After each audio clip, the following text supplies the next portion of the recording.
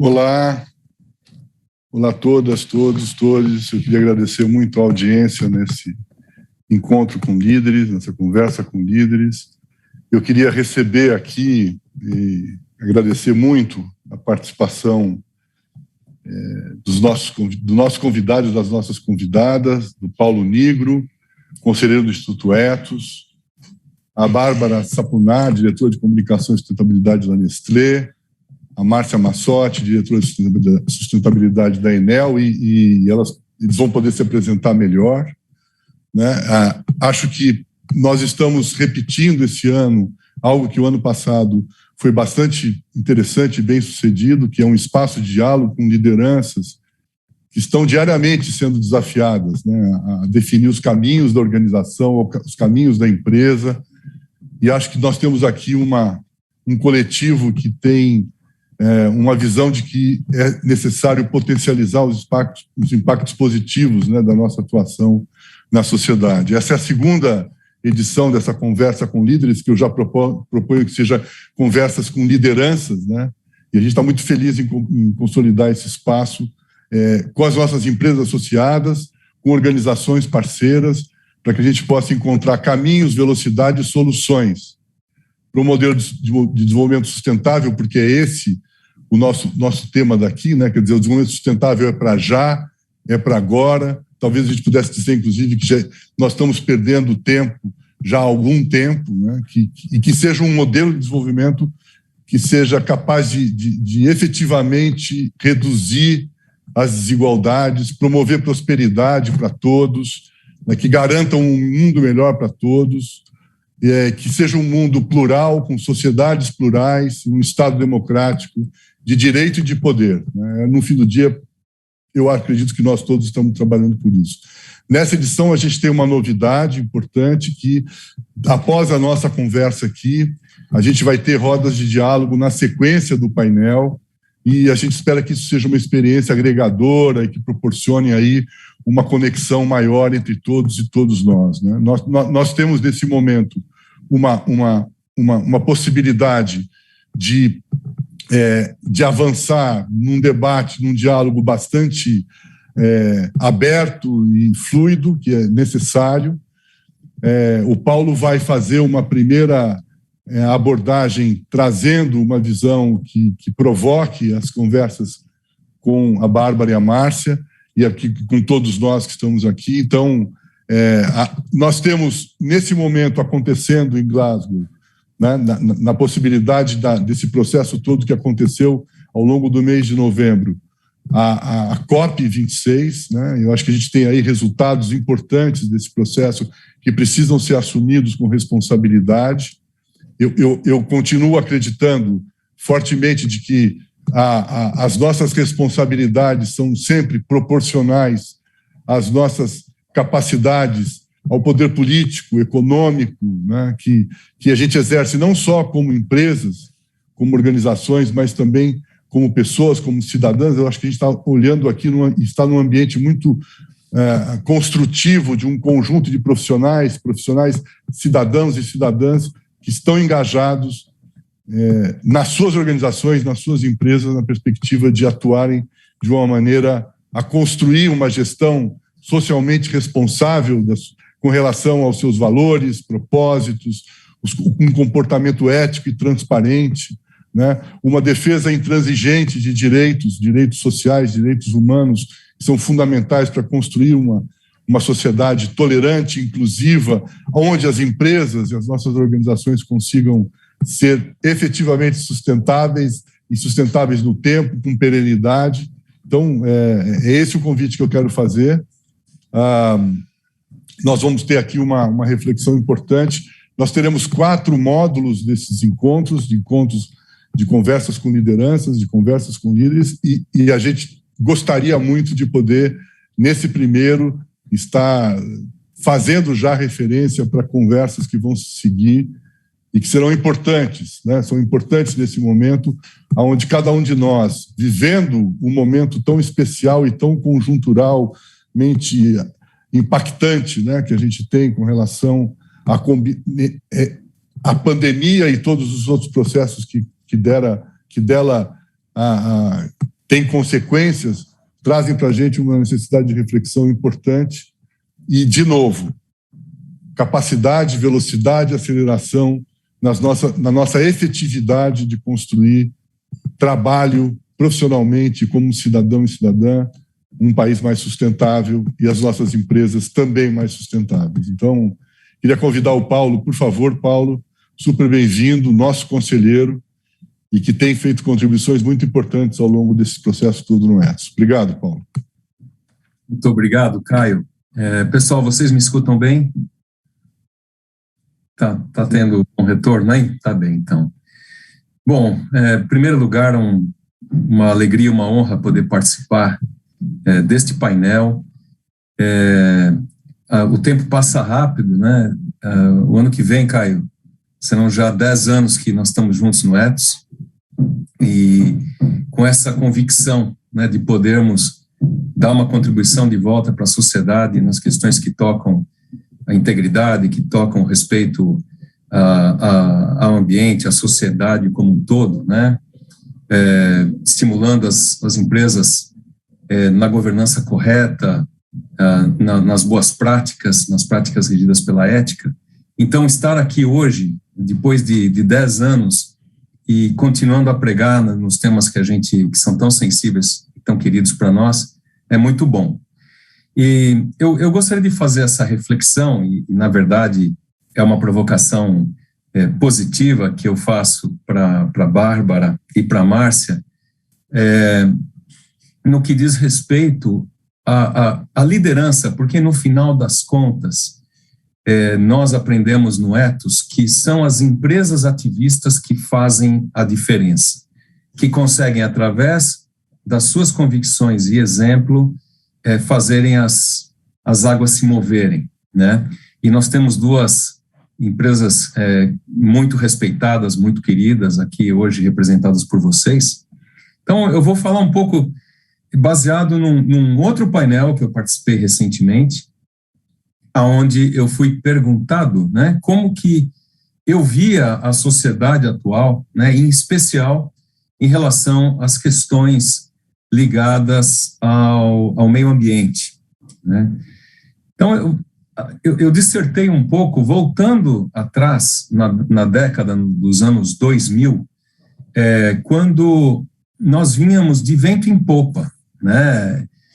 Vento em popa porque nós tínhamos uma energia barata, a economia crescendo, e nós víamos muitos convertidos, né? CEOs, colegas meus, falando em sustentabilidade. Existia até o Banco do Planeta na época, o famoso tripé da sustentabilidade, ou em inglês o triple bottom line. Isso tudo estava na boca de todo mundo, né? E isso era muito bom, porque eu falava assim, poxa, que finalmente isso virou moda, né? E por que não? A gente via alguns exageros, o famoso greenwash, mas todo mundo estava falando daquilo. Uma porção de ONGs focadas, robustas, crescendo, uma porção de prêmios, de reconhecimento a empresas sustentáveis e assim por diante. Só que aí veio um incidente econômico, que foi o incidente de Lehman Brothers, né? Esse incidente trouxe, na minha opinião, o mundo para o famoso quadrante 1, né? Esse incidente causou desarranjo, uma falência sistêmica, e o pragmatismo econômico voltou a ser prioridade. As corporações voltaram, eu diria, para uma posição de compliance, né? Se limitando a obter aquela famosa licença para operar, né? O license to operate. E os discursos murcharam, os holofotes também, né? E nós sabemos muito bem que a sociedade coloca o meio ambiente no discurso por decisão própria. Bom, decidiram ter uma atitude mais correta em prol vamos falar da regeneração, da recuperação, da reciclagem, assim por diante. Então, é por decisão, ou por decreto, ou por desgraça. E nós temos visto algumas desgraças acontecerem no nosso país que, puxa vida, a gente espera de verdade que tenhamos aprendido com isso, né? Então, são esses famosos 3Ds, tá? As grandes corporações, a partir de Lehman Brothers, o que nós vimos foi um desenvolvimento linear nesses 10 anos.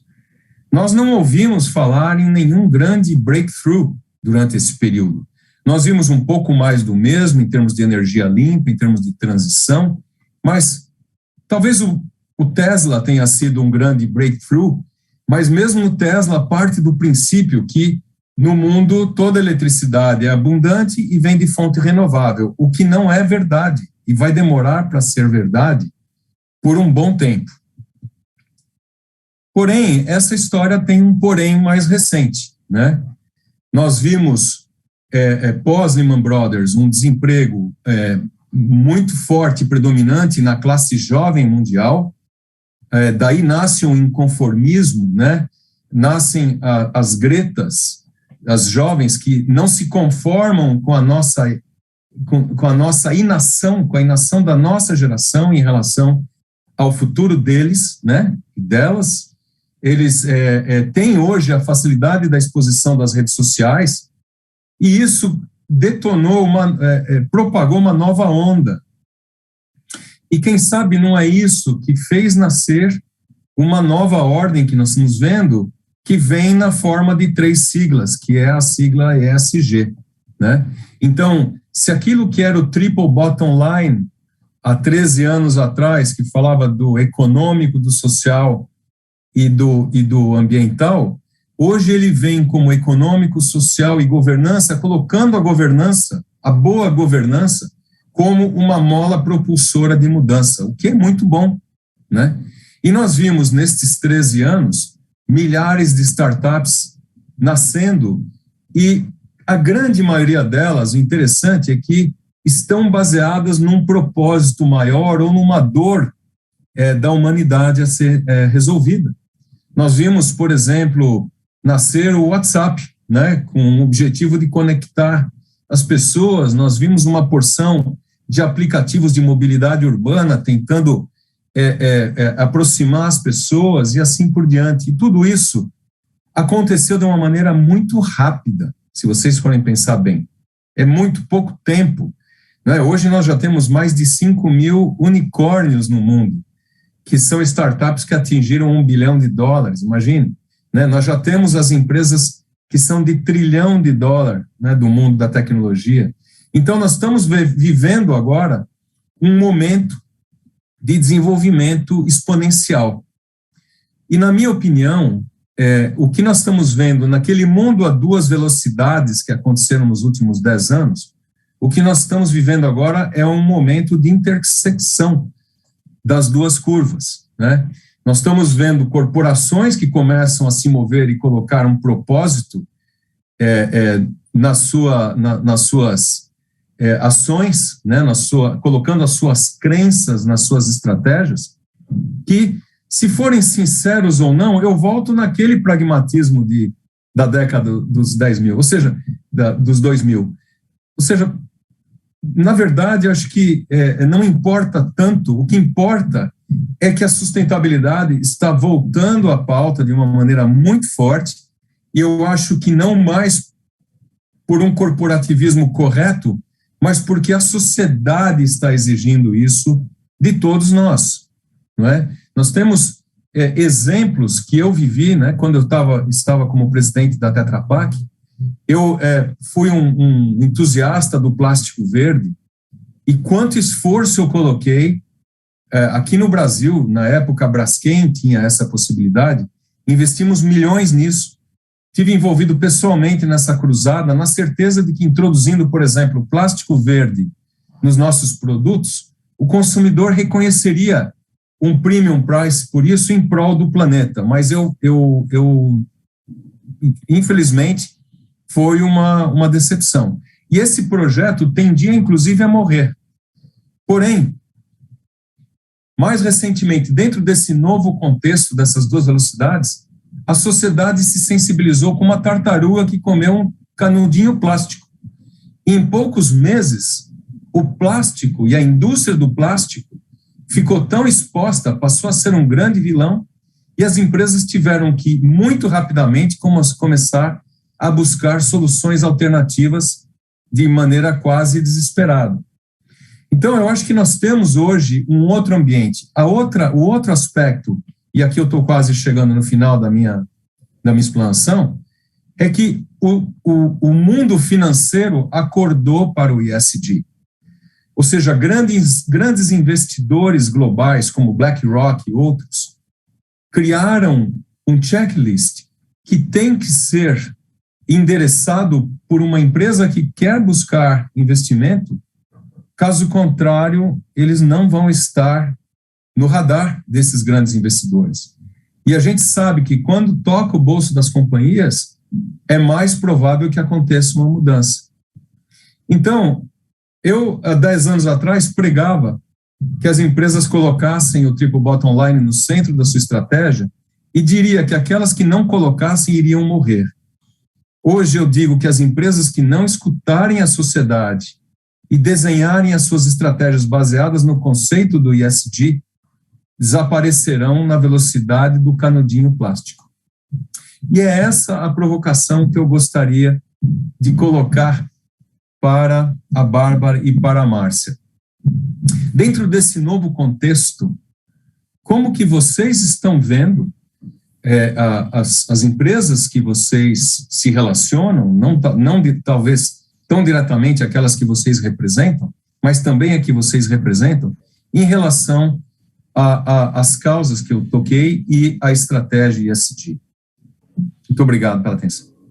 Obrigado, Paulo. Obrigado, Paulo. Deixa eu fazer essa passagem. Primeiro, eu queria agradecer e pedir desculpas, mas agradecer a nossa tradutora de Libras, a Deione Albuquerque. Eu não falei dela no começo, estou falando agora. Então, eu queria começar trazendo a Bárbara para pensar um pouco como é que você está vendo essas questões que foram apresentadas e, de alguma forma, pontuadas pelo Paulo, olhando um pouco para essa pergunta que a gente está fazendo, né? Ou mais que pergunta, é uma afirmação ou um desejo muito grande de que o desenvolvimento sustentável é para agora, ou seja, as nossas responsabilidades nesse momento, né? Como cidadã profissional e integrante de uma instância de decisão de uma empresa tão importante, tão decisiva no cenário global. Bom, obrigada por esse convite. Caio, obrigada também aí pelas provocações, seu Paulo. Eu acho que a agenda geral, né, de sustentabilidade, ESG, não é uma agenda nova, é uma agenda realmente que está presente há muito tempo, que é novo basicamente é a urgência, né, a urgência com a qual a gente tem que agir. E, obviamente, os últimos 2 anos, um ano e meio, estão aí para comprovar essa urgência, e toda a visibilidade que a crise climática tem ganho, não só no último ano com a pandemia, ano e meio, mas também que já vinha ganhando força através, como o Paulo falou, através da voz dos jovens, através de a sociedade civil e também através de várias ações do setor privado, né? Eu concordo quando o Paulo fala que as empresas, né, eu acho que atores em geral, né, que não escutem o que a sociedade tem a dizer, em geral, né, e particularmente a respeito desse tema, estão fadadas realmente a não sobreviver. E é porque as empresas, no caso particular nosso, né, são basicamente a ração de vida que tem para responder a uma necessidade das pessoas, né? Foram criadas para responder a uma necessidade, essas necessidades vão mudando. E a necessidade hoje, né, que essas pessoas têm, é uma necessidade que vai além de simplesmente um produto ou um serviço, né? Vai além porque a gente se reconhece hoje, né? E quando eu falo a gente, me coloco também no papel de consumidor de produtos e serviços da Nestlé também. A gente reconhece que quando a gente compra algo, a gente está também dando a preferência a esse serviço, esse produto, frente a a gente compra nosso produto, mas a gente está dando um voto, né? Uma ação de voto a respeito do mundo que a gente quer ver, né? E essa necessidade, né? Então, esse voto é bem mais gordo, por assim dizer, vai além de atributos agora que tradicionalmente eram bastante funcionais, ou inclusive emocionais, mas hoje é sobre sobrevivência e entender que as pessoas querem sim jogar um papel importante na preservação do nosso planeta, na melhora da nossa sociedade. Então, quando a gente fala que a gente tem que escutar a sociedade para sobreviver, eu acho que essa é uma premissa básica, o que a gente está básica para a sobrevivência de qualquer empresa, só que a necessidade, né, que as pessoas estão colocando tem mudado radicalmente, e graças a Deus mudou, para realmente ser um chamado um clamor de urgência a respeito das mudanças que as empresas, sociedade civil, enfim, tem que fazer acontecer para que realmente a gente consiga ter um planeta, por que não, melhor, né, regenerado nos próximos anos, né? Então, acho que essa escuta é fundamental para a gente conseguir seguir operando, né? Legal, Bárbara. Eu acho que a Márcia agora pode nos trazer também uma reflexão. De novo, eu acho que a questão é a mesma, né? O nosso papel, essa perspectiva que a Bárbara trouxe de o mundo que queremos, como é que ele tem que ser, né? E a necessidade e a urgência das emergências. Vocês são de um setor tão imediato, né? Propositivo, atuante e provocador de impactos. Então, como é que você vê isso, Márcia? Olá, pessoal. Bom, um prazer estar aqui discutindo esse tema tão relevante com vocês. Um prazer estar nessa discussão com o Paulo e com a Bárbara. Bom, a Enel já há alguns anos colocou a sustentabilidade no centro da sua estratégia, né? E inclusive mudou sua visão para uma visão open power, que é exatamente, né, de enfrentar os maiores desafios do mundo. E certamente que as questões ESG estão, né, entre os maiores desafios do mundo. E para isso trouxe toda essa discussão da transição energética, né? A Enel foi um dos primeiros grupos a falar, né, essa expressão de transição energética que é tão necessária para a gente enfrentar esse novo mercado, esse novo momento, esses novos consumidores, né, que estão chegando aí. Bom, como é que a Enel fez isso, né? Ela fez através de uma transformação de dois conceitos muito antigos na nossa sociedade para dois conceitos muito mais atuais e abrangentes, né? O primeiro deles é a antiga economia voltada para o shareholder, né, para o acionista. Antes as empresas elas viviam para dar lucro aos acionistas, né? E hoje a gente vive uma economia dentro da Enel que é voltada a todos os stakeholders. A gente não pode ter um produto ou um serviço visando apenas, né, o lucro do nosso acionista. Uma empresa como início de sua existência, né, se chama razão social e é também, né, com esse sentido que uma empresa está aqui. Então, vejo muito esse conceito sendo usado dentro da Enel no sentido de criar valor para todos esses stakeholders. Tem o acionista, mas também tem as comunidades do entorno, temos os nossos colaboradores, temos os nossos fornecedores, que afinal não adianta a gente querer ser uma empresa super sustentável, querer fazer a transição energética do mundo, se os nossos fornecedores também não acompanham a gente, né? Tem toda a sociedade civil. Uma vez eu escutei uma informação que para mim foi super impressionante, eu não tinha esse dado, que das 200 maiores riquezas do mundo hoje, 154 são riquezas de empresas. 46 são de países. Então, olha a relevância, né, da iniciativa privada na transformação de uma sociedade. e voltado a uma economia que divide esse ganho com os stakeholders, aí sim a gente consegue, de fato, visar, né, uma empresa sustentável no longo prazo, né? E um outro conceito, né, que foi muito transformador para a gente no nosso dia a dia, que é um super desafio para todas as empresas, que Bárbara comentou, Paulo também, é a economia linear, né, a antiga economia linear, voltada, né, à extração, à produção, ao consumo e ao descarte, e a gente conseguir transformar esse antigo conceito de economia linear num conceito de cidades circulares, né? Afinal de contas, nós vivemos em cidades que precisam cada vez ser mais resilientes, porque a população cada vez vai aumentar mais. A gente tem 9 anos, né? A gente tem aí 9 anos pela frente até chegar ao tão famoso 2030 da Agenda das Nações Unidas de Desenvolvimento Sustentável. Temos muitas metas a alcançar, mas a gente precisa transformar a velha forma, né? E a gente tem feito isso diariamente, através dos conceitos da transição energética. Então, quando a gente fala de descarbonização, né, que é um dos pilares da nossa transição energética, a gente está falando de insumos circulares, né, que é um dos pilares da economia circular. Quando a gente fala de eletrificação, a gente está falando de carros que hoje estão sendo usados apenas 8% do tempo da sua existência. 92% de um carro fica parado. Por que não compartilhar carros elétricos se a energia gerada é uma energia renovável? A gente está falando de um terceiro pilar, que é o pilar de digitalização.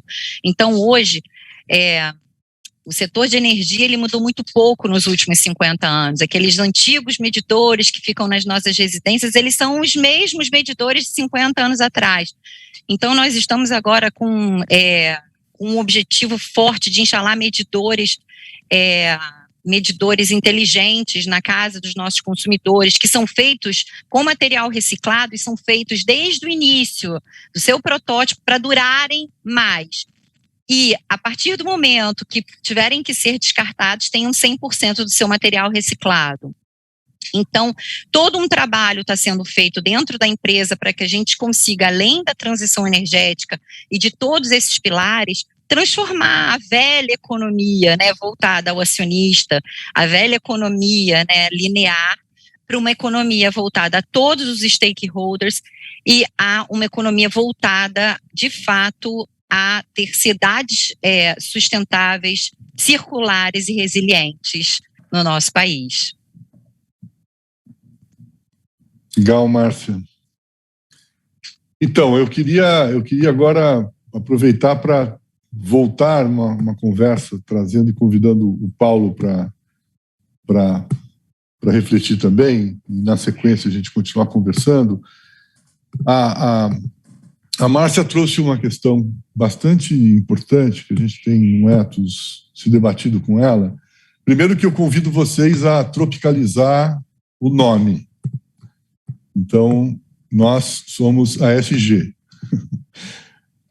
Mas isso tem um significado que é a necessidade de, conectado globalmente, poder trazer uma tropicalização dos desafios que a gente tem numa sociedade, numa economia, num país, numa natureza, numa sociobiodiversidade do Brasil. Os nossos desafios colocados para trazer concretude a uma agenda ASG, que, como a Bárbara lembrou, ela é antiga, né? Ela não é de agora, ela existe. Quando a gente criou os indicadores Ethos, em 98, 99, eles foram estruturados em 3 grandes eixos, que são os eixos social, governança e ambiental. Nós desconstruímos internamente um pouco esses grandes 3 eixos para encontrar questões que são mais relevantes. Então, de alguma forma, a pergunta que eu quero deixar para vocês, e eu convido o Paulo primeiro, esse processo da abertura e a percepção de outros públicos interessados como atores fundamentais, ou seja, não simplesmente estarmos numa política de fazer com que as nossas empresas respondam às demandas dos investidores que, num primeiro momento, se limitaram a mitigação de riscos e redução de danos. Não eram propositivas, afirmativas no sentido de uma transformação, mas eu acho que, com uma conexão com a sociedade, essa visão transformadora adquire um papel bastante importante. Então, queria ouvir um pouco vocês. E aí, Paulo, por favor. Caio, eu mencionei antes, né, que a sociedade está exigindo uma postura diferente da liderança, né, das lideranças em geral, e das lideranças políticas, das lideranças empresariais, das lideranças do mundo financeiro. Nós temos visto isso acontecer. E eu faço sempre uma comparação com o processo da abolição da escravatura no Brasil. Estudando um pouco melhor esse processo recentemente, nós vimos que não foi um processo rápido e nem a princesa Isabel acordou um belo dia e disse: hoje eu vou abolir a escravatura. Nós já tínhamos um movimento, né? Você tinha grandes nomes e líderes na época que se expuseram e que combatiam o regime e combatiam esse estado de coisas e fizeram com que a própria sociedade, no movimento de baixo para cima, colocasse a liderança numa posição de ter que fazer uma mudança de política, né? E nós estamos vendo isso de uma certa maneira acontecer. E vimos nos últimos anos, Caio, você sabe porque nós participamos disso, nós vimos um aperfeiçoamento do arcabouço político, regulatório no Brasil, né? Nós participamos na confecção e na aprovação da Política Nacional de Resíduos Sólidos em 2010, você vai lembrar disso, né? Fizemos o marco ambiental, fizemos a lei anticorrupção, uma série de coisas. Mais recentemente, não instrumentos para incentivo da promoção de uma transição energética, como o RenovaBio. Mais recentemente ainda, a aprovação da lei por serviços ambientais, e que isso pode ser uma tremenda mola propulsora. Por que isso está acontecendo? Por que com um Congresso tão inoperante como nós temos, de repente você vê esses congressistas se preocupando com isso? Porque a sociedade não aguenta mais. Então, nós temos um momentum aqui acontecendo, e é por isso que eu fiz menção às lideranças empresariais. Porque as lideranças empresariais têm um poder, talvez maior do que muitos líderes imaginam, porque são as lideranças empresariais que empregam, que aplicam a riqueza em novo investimento, que geram condições de trabalho decentes, que podem promover uma mudança da sociedade como um todo, né? Então, eu tenho... E quando a gente toca da questão ambiental mais propriamente dita, a gente vê que as questões ambientais têm sido delimitadas pelas políticas territoriais. Então, você vê países que têm uma performance melhor em relação aos objetivos, não é, da ONU em relação a 2030, como a Márcia comentou. Você vê países que estão menos comprometidos, e essa dicotomia vai se nivelando na medida em que os líderes estão sendo cada vez mais expostos. Agora, aqui no Brasil, nós temos, além de tudo, nós temos um alarme acontecendo, né? Se eu pegar só o que o Carlos Nobre, né, que é uma pessoa muito respeitada por todos nós, disse há um ano atrás, ele disse que nós começamos já a savanizar a nossa Amazônia. Então, não dá para simplesmente a gente ficar esperando a sociedade fazer o seu movimento nos seus tempos. Nós que somos líderes temos a obrigação de empurrar esse movimento para frente. E não é que nós vamos sair de um crescimento sustentável, exponencial para linear, ou que isso possa mudar, é só fazer de uma forma diferente. Nós temos, por exemplo, no Brasil, uma vantagem competitiva gigantesca, que é a bioeconomia, não é? Com a biodiversidade, com a exposição solar, a exposição dos ventos, tudo que nós temos a nosso favor é uma oportunidade gigantesca.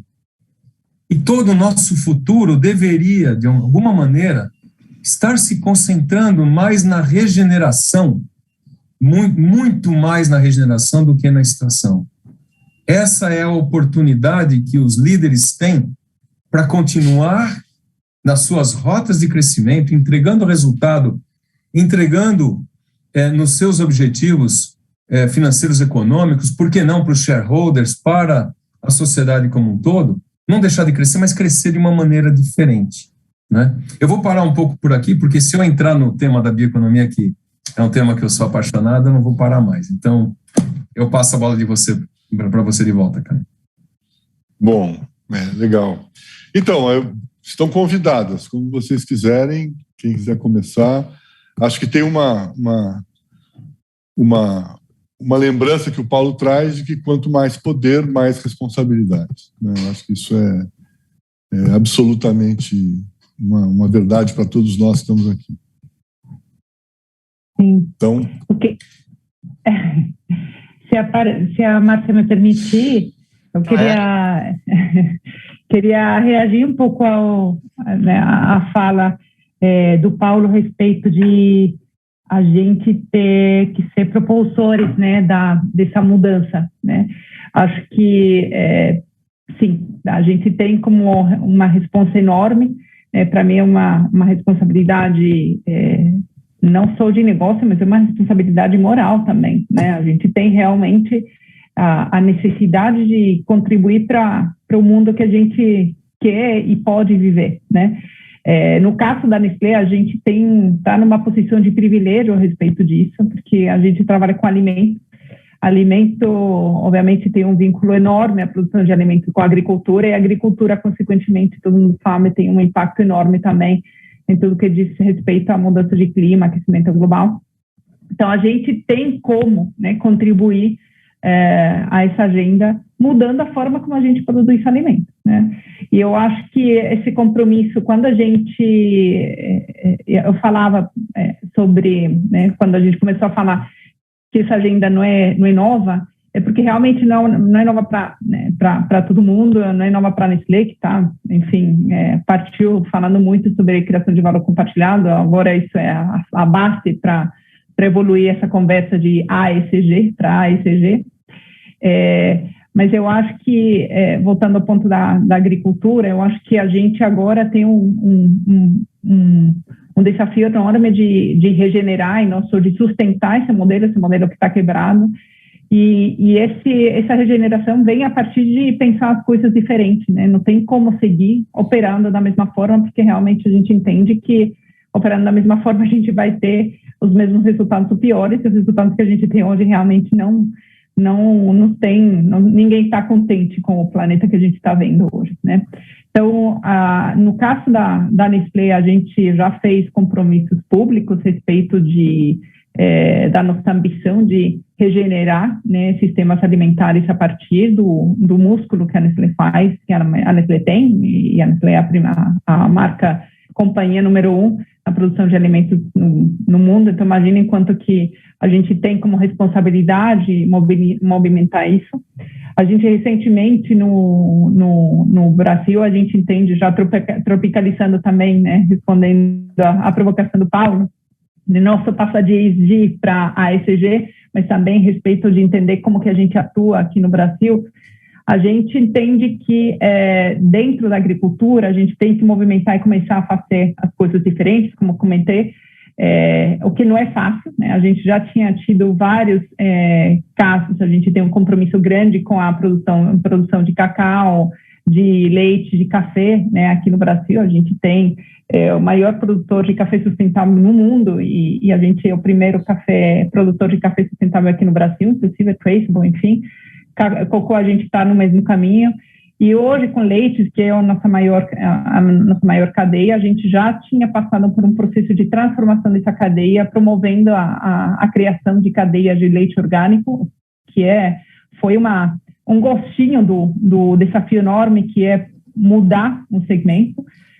Para vocês terem uma ideia, a gente transformar uma fazenda de uma produção tradicional, uma produção orgânica, 100% orgânica, demora entre 2 anos e meio, 3 anos, entendendo que não tinha cadeia, né? Quando a gente fala, olha, eu quero realmente começar a produzir orgânico, a gente tem uma dependência enorme de, primeiro, a mãe natureza, né? De respeitar esse ciclo de transformação, mas também sobre promover colaboração para juntos, né, transformar uma cadeia junto com o fornecedor, entender como que a gente consegue ração para essas vacas, como que a gente tem sementes que sejam orgânicas, enfim. Então, é um processo de colaboração, de músculo, de resiliência enorme para começar essas mudanças que tomam tempo, né, e que são um investimento grande e às vezes que a gente entende que no curto prazo não vai ter uma demanda, né, garantida. E mesmo assim a gente, como líder, tem que fazer. Recentemente a gente deu um outro passo agora com a Embrapa, a gente acabou de assinar o ano passado, acabou, né? Parece que esse ano passou rápido, mas em finais do ano passado a gente assinou o primeiro protocolo para a produção leiteira Zero GHG.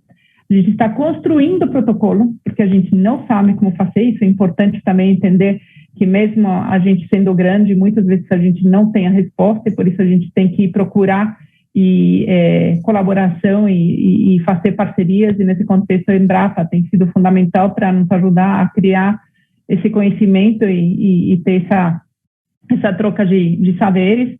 Então a gente está fazendo isso agora, é um trabalho também bastante hercúleo para conseguir desenhar como vai ser esse método de produção, e com a ambição de que realmente depois a gente consiga abrir esse protocolo e que seja eventualmente um protocolo que defina a forma de fazer leite no Brasil, né?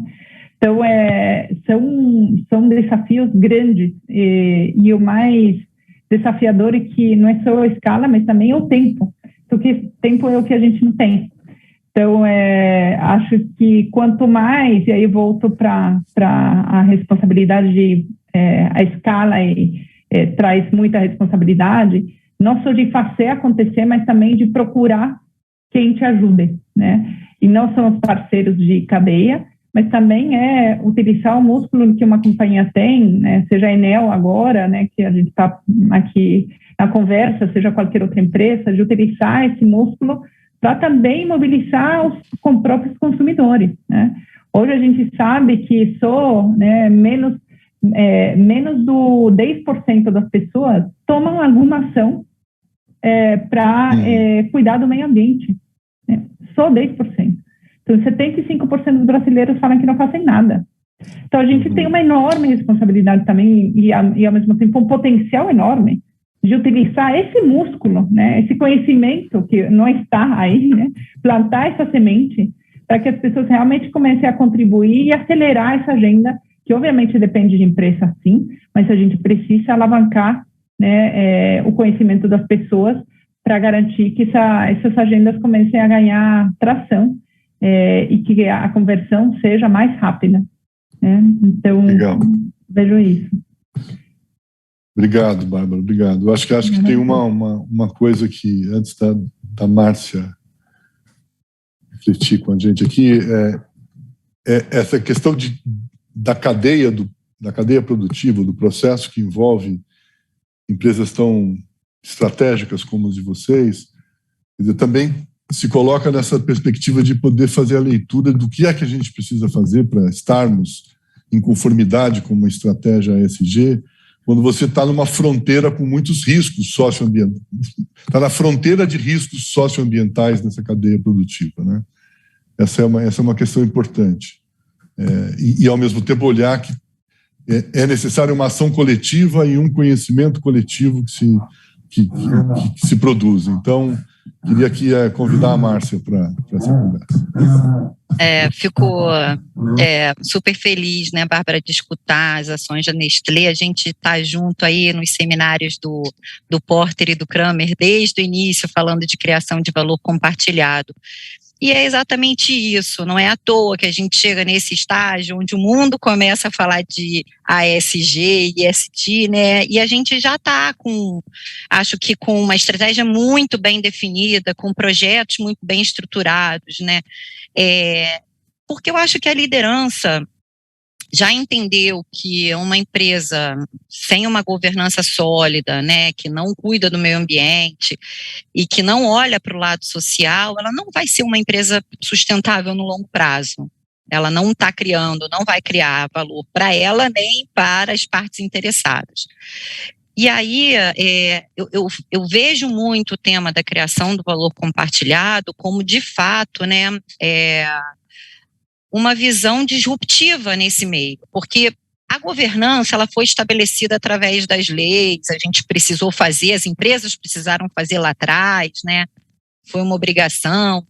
A parte meioambiental avançou muito também com leis, com condicionantes, alguma coisa passou aí, mas os últimos acidentes, né, também abriram os olhos e fizeram, inclusive, né, o setor financeiro olhar para a ESG como indicadores que vão dizer se aquela empresa, né, vai ter um bom rendimento no futuro ou não, né, como que ela vai performar ali, dependendo desses indicadores. Mas quando a gente fala um pouco do S, do social, a gente ainda fica devendo, né, porque de fato a gente não tem leis muito bem estabelecidas, né, que obriguem as empresas a investir nisso. E aí eu trago o conceito de criação de valor compartilhado. Porque quando a gente faz um projeto que não é só filantropia, não é só responsabilidade social, não é só fazer um projeto social para que a marca apareça, quando de fato é um projeto bem construído, ele é um projeto que gera valor para muitas partes interessadas. Vou dar um exemplo, que aí tem muito a ver com o que o Paulo falou e com o que a Bárbara falou. A gente tem um projeto chamado EcoEnel, que já tem 10 anos, né, um pouco mais de 10 anos. E ele é um projeto super simples. Ele troca resíduos recicláveis por bônus na conta de energia, né? Então, a princípio, não tem muito mistério. Qual é o mistério, né? Qual é o ganho que a gente tem aí? A gente aqui está falando de ESG. A gente brinca aqui dentro da empresa que o ASG, né, Caio, ele não pode ser ASG, ele tem que ser EASG. Porque, na verdade, o fator econômico, ele precisa estar junto, porque se a empresa não vê o valor, né, econômico daquilo, ela vai deixando para trás, tem muitas outras prioridades na frente. E esse é um projeto que já impediu que mais de 40 mil toneladas de resíduos fossem enviados a lixos ou aterros sanitários. Ele é um projeto que já destinou milhões de reais em bônus para consumidores na conta de energia. Eu tenho hoje centenas de clientes que zeram, né, sua conta de energia com o bônus do EcoEnel. Ele é um projeto que gera cidadania, muitos clientes têm uma fatura, conseguem pagar a sua fatura ou adequam a sua fatura ao seu orçamento familiar por conta do projeto. E ele é um projeto que, quando a gente mede o desempenho de pagamento nas comunidades onde a gente tem o projeto, a inadimplência é muito menor. Claro, a gente tá dando formas alternativas daquele cliente conseguir pagar a sua fatura. Então, assim como esse, só em 2020, esse ano até os números estão melhores, mas a gente fez mais de 400 projetos, medindo o ganho que a sociedade tem, mas que a empresa também tem. Então, o investimento social que eu tenho hoje é um investimento que muitas áreas de negócio querem fazer dentro da Enel. Porque a gente mostra que esses projetos eles têm um valor enorme para a empresa também, um valor para a sociedade, né? Acho que a liderança percebeu que o aumento das desigualdades sociais, né, ele gera uma sociedade doente. O que a gente está vendo hoje, né, mais de 120 mil pessoas que vivem em insegurança alimentar, quando acordam não sabe se vão conseguir fazer todas as refeições do dia, é uma sociedade que não consegue pagar sua conta de energia porque está vivendo para conseguir fazer suas refeições, né? A gente tem hoje 50%, 60% do orçamento médio familiar das famílias indo para as cestas básicas, né? Cestas que estão ficando mais caras com a inflação, com a energia, né, subindo de preço pela crise hídrica. Então, a gente precisa, como empresa, dar solução. O Open Power, enfrentar os maiores desafios do mundo, é exatamente isso, é olhar para esses projetos, né, sociais e entender como a gente pode apoiar esses cidadãos a serem, de fato, cidadãos, né, a conseguirem acordar, saberem que vão ter suas refeições, saberem que vão ter sua energia, né, para... Enfim, né, o básico que uma pessoa precisa para conseguir empreender, para conseguir trabalhar, para conseguir viver na sociedade que a gente vive. Legal, obrigado, Marta. Eu acho que para a gente fechar isso aqui, e depois ter, inclusive, a conversa que vai seguir nessa roda, nessa conversa com lideranças, eu queria perguntar vou fazer para a Márcia, para a Bárbara e para a Márcia, e depois você encerra, tá bom, Paulo? Você dá uma fechada. Mas, assim, nesse momento, acelerar, aprofundar, engajar, quais são os desafios que vocês têm como lideranças nas suas organizações? Quais são as questões que são difíceis e precisam ser enfrentadas, e são enfrentadas por todos, de alguma forma, pelas lideranças que estão nas organizações, a partir da experiência de vocês? Eu começo? Podia ser a Bárbara ou vocês sabem, vocês resolvem. Vai você agora, que eu já comecei antes, fica tranquilo. Tá bom. Tá bom. Eu acho que um grande desafio que a gente tem, eu acho que de fato, estabelecer a cultura de sustentabilidade também dentro das nossas organizações, né? A gente fala muito isso, o mercado financeiro está falando isso, trazendo esses conceitos, mas os nossos colaboradores conhecem, sabem o que é sustentabilidade, sabem o que é ESG, sabem como trazer o conceito de economia circular para dentro dos seus processos. Nossos fornecedores tem um trabalho de cultura de sustentabilidade também bem estabelecido, porque a gente fala de fornecedores de todos os portes, né, de pequeno porte, médio porte, de grande porte. Então, acho que esse é um trabalho que a gente está fazendo, que já tem alguns anos, mas como eu acho que todos vocês aqui sabem, o trabalho de cultura não é um trabalho de curto prazo, ele é um trabalho de longo prazo, né, para a gente mudar uma cultura, a gente precisa ir de anos, né, de trabalho. Então, eu acho que esse hoje é um grande desafio que a gente tem trabalhado bastante internamente, mas vejo que esse é um dos desafios que a gente tem de fato, trazer esses conceitos para dentro da empresa, para dentro dos nossos processos, né?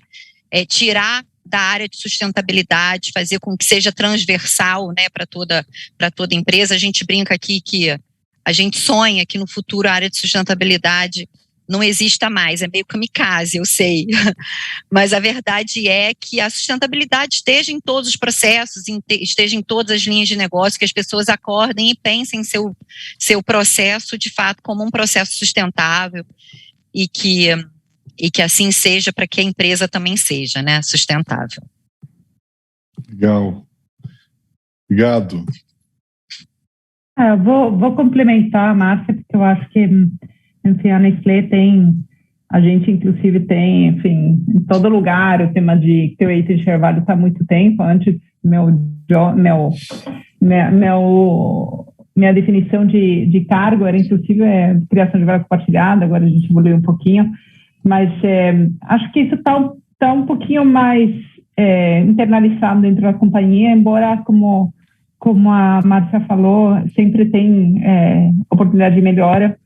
Eu acho que para mim, o grande desafio hoje, e aí não deixo de passar por uma visão minha pessoal, né, entendendo que aqui eu sou parte, minha grande responsabilidade é sobre dar ritmo também, minha ansiedade sobre velocidade. Eu acho que a gente tem, se uma agenda já estruturada, com compromissos públicos, que eu acho fundamental ser verbal e vocal a respeito de quanto e como a gente está se comprometendo para alcançar e contribuir, alcançar as nossas metas de ASG, enfim, como a gente vai fazer. Mas eu acho que essa ansiedade pela ação, essa ansiedade pela velocidade vem, obviamente, por uma questão pessoal, mas também por uma questão de que tem se provado a melhor forma para que as pessoas internamente, aí eu faço o gancho com a Márcia, né, de transformação interna e cultural, para que as pessoas entendam o que é sustentabilidade e como as pequenas e grandes mudanças podem realmente impactar a vida deles como colaborador e a vida também como colaborador e como consumidor, né? A gente viu que a melhor forma de fazer essa mudança cultural é fazendo, mostrando as coisas que a gente faz e dá muito mais visibilidade. Então, a gente, como companhia, é muito sólida em tudo que é trabalho de cadeia de valor, como comentei, porque a cadeia de valor, de alguma forma, né, é menos visível para as pessoas, né? É o que acontece antes, né? E como é feito o produto. Agora, depois, como eu falaria um pouquinho antes da pandemia, começar a falar muito sobre o traceability, sobre a transparência de cadeia, enfim. Mas quando a gente começa a mexer e a fazer mudanças que são visíveis para as pessoas, para o consumidor, e aí o colaborador é um consumidor também, isso não só cria um orgulho enorme nas pessoas de pertencer à companhia, isso é fundamental para seguir alimentando essa roda de regeneração e sustentabilidade, mas também cria um entendimento para que essas pessoas, e tanto o colaborador quanto o consumidor, sejam duplicadores, né, magnificadores dessa mudança. Então, por exemplo, vou dar um exemplo, a gente começou com uma mudança muito pequena de canudos, mudando os canudos plásticos para papel, há um par de anos atrás, 3 anos atrás, mais 4, a gente era nada, a gente não tinha nem suppliers, nada, a gente decidiu que íamos fazer isso. Foi uma transformação, primeiro de orgulho das pessoas aqui internamente, e depois de todo mundo entender o que tinha que fazer, né, de começar a rejeitar o canudo, de entender que não precisa de canudo, né, e não só para tomar um Nescauzinho, mas também para não ter os hábitos pessoais, né. Então, acho que o desafio da liderança é sobre seguir fazendo e fazer com mais velocidade, porque o fazer, né, o que a gente fala de brandu, as marcas fazendo, tem um enorme efeito educador, tanto do público interno quanto de consumidor, e obviamente depois isso vai gerando um novo desafio. Bom, se fizemos isso, temos que fazer a outra coisa, né? Agora isso já ficou pequeno, o canudinho é pequeno, agora a gente vai para lata, depois vamos para plástico. Então, isso é um círculo virtuoso que vai te deixando sempre com sede demais. Não só para colaborador, mas também para ensinar o consumidor, educar o consumidor e que esse mesmo consumidor te peça. Então, eu acho que o desafio é entrar nesse ritmo para que esse ritmo se autoalimente e, eventualmente, gere esse efeito multiplicador, né, de agenda. Obrigado, Bárbara. Bom, Paulo, estamos aqui encerrando a nossa conversa, que vai começar e continuar daqui a pouco, mas nosso tempo aqui chegou. Seu áudio acho que não está fechado.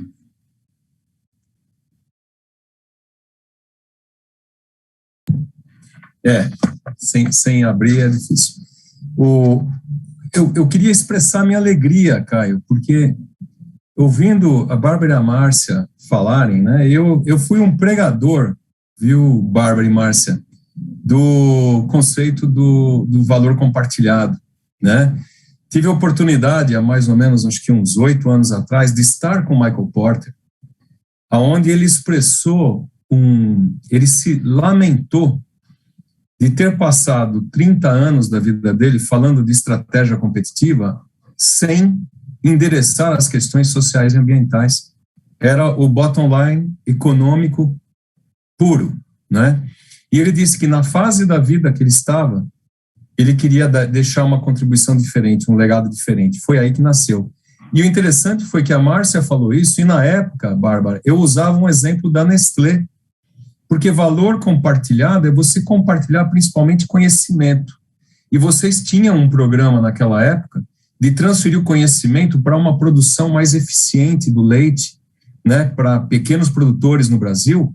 E eu achava aquilo maravilhoso, um legado maravilhoso que a Nestlé estava deixando no campo. Então, aqui juntou vocês duas falando disso, e eu acho que vocês também focaram muito na educação, na cultura, e isso, na verdade, é o que a gente precisa fazer para transformar, porque a verdade mesmo é que a nossa geração, pelo menos a minha, né, vocês são bem mais jovens, nós não aprendemos com os erros das gerações anteriores.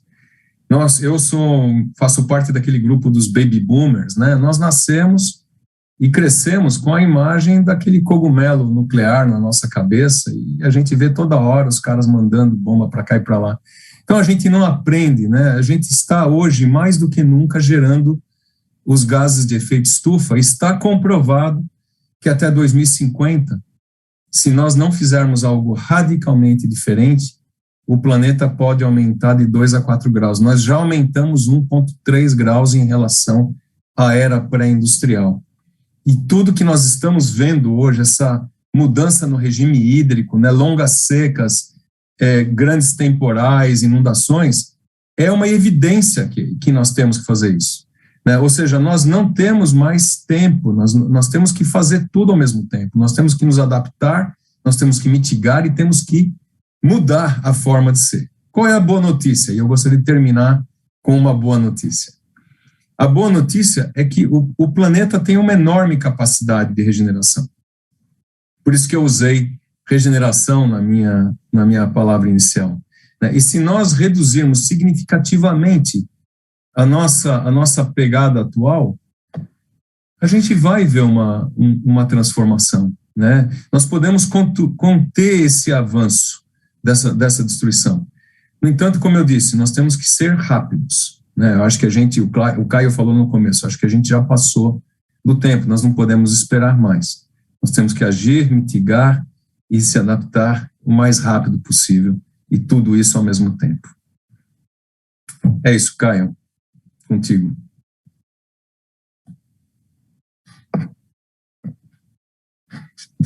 Eu acho que agora você... Caio? Eu queria agradecer, desculpe, eu queria agradecer muito ao Paulo, a Márcia, a Bárbara, por estarmos aqui nessa conversa que deu um pontapé inicial nessa sequência de conversas com lideranças. Eu queria agradecer especialmente a Juliana Soares e o Thiago Cruz, em nome deles, a toda a equipe do Ethos e os nossos parceiros. Acho que a gente começou bem esse ciclo, acho que as questões estão colocadas. A todos que estão participando aqui dessa conversa, e participando e assistindo. Em alguns minutos, a sala da roda de diálogo vai ser aberta na plataforma Teams. Você pode trocar e participar e dialogar com as pessoas que estão inscritas no evento. Na próxima terça-feira, a gente tem o segundo encontro do Conversa com Lideranças, Conversas com Líderes, onde vamos discutir o futuro do trabalho, uma conversa que interessa a todos, a todas nós aqui, de forma bastante estratégica, seja nas nossas agendas mais estruturantes, mas seja também numa agenda de perspectiva de construção de projetos e de inovação. Se você gostou dessa nossa conversa, deixa a sua curtida, seu comentário. Estar no canal do Ethos inscrito é fundamental para a gente e queremos compartilhar isso permanentemente com vocês. E para receber notificações de tudo que acontece, estejam lá, né? Sejam inscritos e compartilhem nas suas redes sociais, especialmente no LinkedIn. Então, um abraço e esperamos vocês na conversa que segue e na próxima terça-feira. Obrigado, pessoal. Prazer. Muito obrigada pelo convite. Um prazer também. Um abraço. Tchau, tchau. Tchau. Um abraço. Tchau. Obrigada, pessoal.